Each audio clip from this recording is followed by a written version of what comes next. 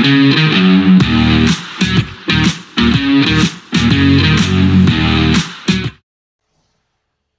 welcome back to the Supercoach Nuff channel. In this video, we're going to review round 15 of the 2026 NRL Fantasy season. So this week, we scored a 678, which doesn't sound super impressive, but it was about 20,000 for the round. But did see us move into the top 30k overall. So the highest rank we've had this season, so we're taking that as a win. If we have a look at the team, we had Pasco at hooker. He scored a 47. Aaron Clark also scored a 47, so a bit of consistency there. Jackson Ford, a little bit different, scored a 57, and we had him as captain. So, you know, we could have done better, but it is what it is. Terrell May was good, though, with an 83, our highest scorer for the week. KPP, unfortunately, doing a peck. 7 points for him was disappointing, but get well soon, big fella. Tallis Duncan, 62. I was a little bit concerned that he was named in the centres, but yeah, ran a muck out there in that big win against the Broncos. Jaden Campbell with 45 was solid, and we did get Tamari Martin's 46. So the loop worked out all right. Didn't have to activate Harrison. Herbie Farmworth was great with the 76. Obviously, if we'd captained him, would have been a bit nicer. Kaeliro with 39 was decent.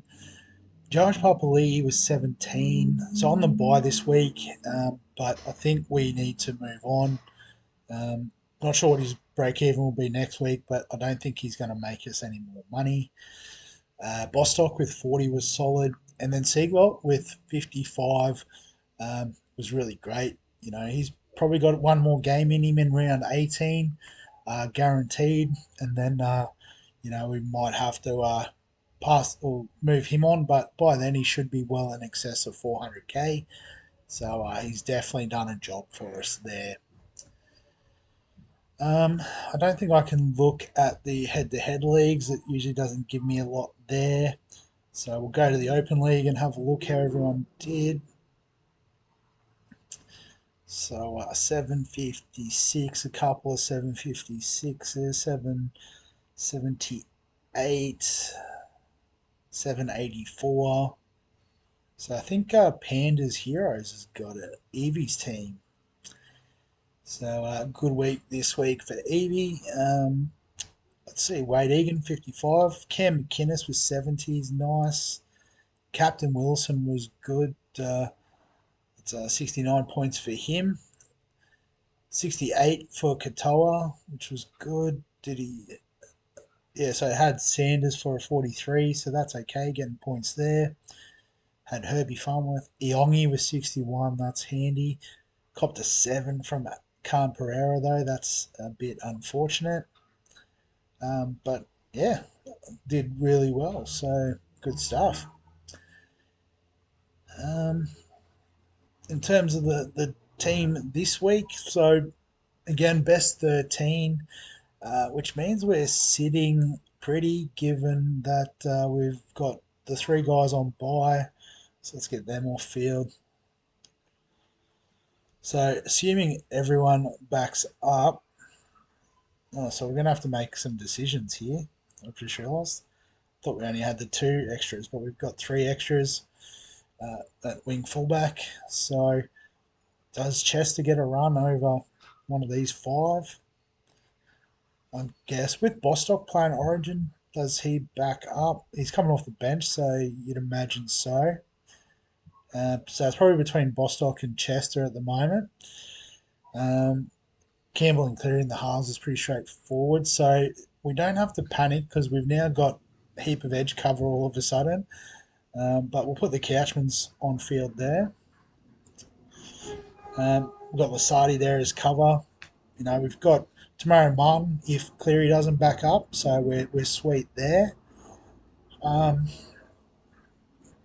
Yeah, I think we don't necessarily have to do any trades, but with KPP out, we might as well make a move. The question is, which way do we go? So if we're doing like for like, I think the obvious shout is Olaquatu. You know, he's a bit more expensive at 804, but we've got a bit of money in the bank. You know, averaging 62 for the year. You know, might have a bone to pick after missing out on Origin selection. You know, the Bulldogs haven't been the most consistent team this season. Um, so, you know, if you're going like for like, here's the obvious choice. If we're looking at my sort of squad, you know, we're pretty comfortable in the middle. We're still, you know, going to slot Payne Haas in there at some stage.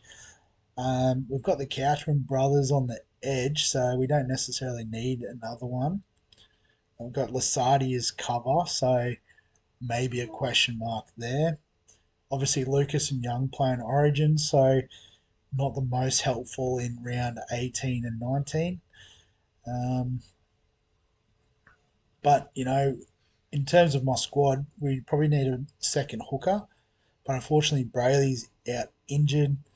And even if he wasn't injured, he'd be probably playing Origin round 18. Harry Grant's playing Origin round 18. You know, we could look at a Damien Cook. Um, After that, I don't really know. Maybe Jeremy Marshall King might be the answer, but he's not averaging a lot by the looks of it. Can't even find the great man. I'll have to search up here. So, just a King. So averaging 42 for the year, but yeah, I guess at the price, it's not the worst. There's a bit of coverage. He has made a bit of money this week, so he might be on the upswing in terms of his break even. That doesn't go in there yet. That's fine. I'll confirm the trade. He will. Um, yeah, so break even of 30, so he's not going to get cheaper. We could do something like that just to prepare for round 18, because Pascal will be on the buy, and yeah, probably the other premium options will all be out. So um, yeah, so Marshall King might be that option. So it's probably between him, Olaquatu. Um, After that, I don't really think there's anyone I want to target yet. Obviously, as we said, Haas doesn't have a lot of game time in the next few weeks in NRL, at least with the buys and Origin. You know, the Trell's probably still injured, and we do want to see how he's recovered from that back injury before we commit again.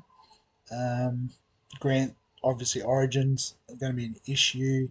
Lucas and Young, uh, again, Origin is an issue. Lockie Galvin, if we want to get a bit more Bulldogs action in there, but they don't play around 18, so we can wait on that. Uh, yeah, after that, it's a bit of whatever, you know, like none of these names are jumping out, screaming, pick me. Sasangi's still a few weeks away, so we won't worry about that. Um, yeah, so it's either trade for Marshall King now, I think, or we go Olaquatu. But then, you know, who sort of misses out if we bring in Olaquatu? Obviously, probably one of these guys. We just have to pick one.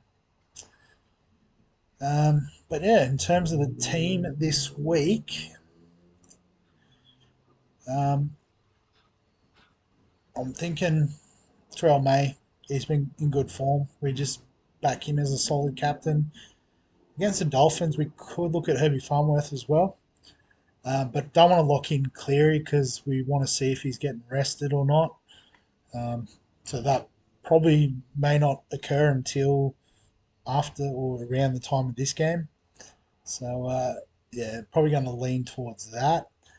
Um, and then just, I guess, could line these up a bit better. But I think realistically, if Cleary's out, Martin will slot in.